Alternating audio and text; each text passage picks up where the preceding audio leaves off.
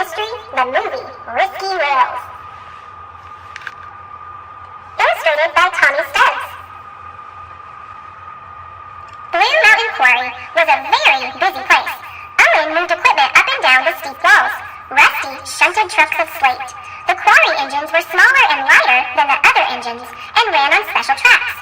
Paxton, a visiting diesel, was impressed by the hard-working, narrow-gauge engines. Suddenly, with a rumble, Blondin Bridge began to collapse. Rheneas saw the danger ahead and tried to stop, but his heavy load pushed him across the bridge. Rheneas was safe. Everyone was relieved. Then they saw poor Paxton, half buried in stone. He wasn't hurt, but he needed some repairs. So Topham Hatt asked Thomas to work in Paxton's place. I like working with my narrow-gauge friends, he peeped. He chugged off to the quarry, where he was met with whistles of welcome. The work at the quarry was hard, but Thomas enjoyed it. Suddenly, a small green engine darted out of a tunnel. Hello, Thomas peeped, but the engine rolled into another tunnel without answering. The next morning, Thomas saw the little green engine again. Who are you? Thomas asked. The little engine puffed off without answering. Thomas tried to follow. Go, Luke! Scarloey cried, as he and the other narrow-gauge engines blocked Thomas. Who is Luke? Thomas asked Scarloey. Why does he run away? He hides because long ago he did something very bad, Scarloey said. He's afraid that if he's found, he'll be sent away from Sodor forever. Thomas promised to keep Luke's secret. Later, Thomas steamed off alone to think. Don't worry, Luke, he said aloud. I'll find a way to help you. Someone was watching. The next day, Luke emerged from a tunnel and approached Thomas. I'm sorry I hid from you, he said. Will you be my friend? I'd like that, Thomas replied. Thomas and Luke worked together at the boulder drop. Thomas asked Luke why he had to hide. They didn't notice that Paxton, who had returned to the quarry, was listening as Luke told his story. I came to the island of Sodor by boat, Luke began. There was also a little yellow engine who spoke a strange language. While I was being lifted off the boat, I bumped the yellow engine and he went splashing into the sea. Paxton couldn't believe what he had heard. He raced off to tell Diesel.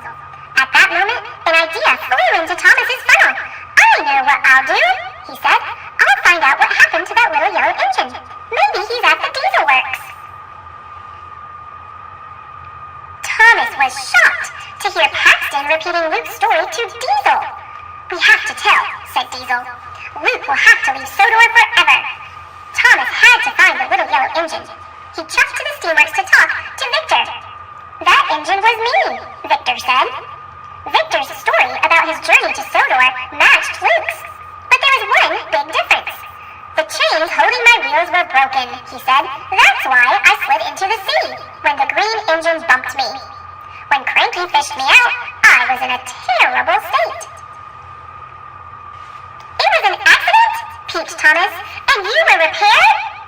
Yes, said Victor. I chose to be painted red, a new color for my bright new life. I have to tell Luke, Thomas said. Is Luke the little green engine? Asked Victor. Yes, said Thomas, and he needs your help. Later, Diesel and Paxton found Luke at the quarry. Luke rolled up the narrow gauge tracks where Thomas and the other engines couldn't follow. You can't hide now, shouted Diesel. Sir Topham Hatt is coming to kick you off Sodor. Even Thomas can't save you. Yes, I can, Thomas peeped as he sped into the quarry. Rocky and Owen helped Thomas climb all the way up the quarry's walls. But Thomas's wheels were too big for the narrow gauge tracks at the top. They jumped off the rails and Thomas rolled toward the edge of the cliff. Help! Thomas peeped. Just then, Luke came around the bend. Watch out, Thomas! Cried Diesel. He's going to push you off, just like he did that yellow engine. Don't worry, said Luke. I'll pull you back to Owen. And slowly but surely, he pulled Thomas back toward the platform. Luke felt strong. Luke got Thomas safely to Owen's platform, but the two engines weighed too much for Owen.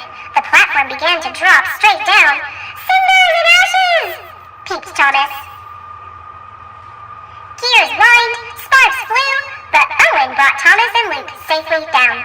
Just then, Sir Topham Hatt arrived with Mr. Percival, the narrow-gauge controller. They were confused and angry. Then, Victor steamed into the quarry. "Luke, you didn't push me," he said. "It was an accident."